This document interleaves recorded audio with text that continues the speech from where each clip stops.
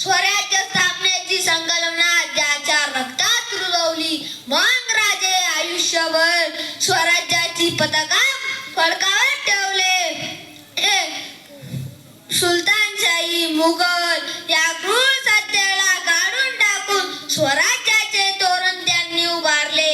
अफजल खानाचा वध, सईस्ती खानाची फजिता, आग्राहून सुटका असे एक ना अनेक प्रसंग आहेत ज्यातून शिवाजी महाराजांनी यशाची पताका कायम ठेवली. जीवनभर वाघासारखे जगणारे शिवाजी हे जनतेच्या हृदयामध्ये 500 वर्षानंतरही आहे. यातच सर्व काही आहे. म्हणून तर म्हणतात ना,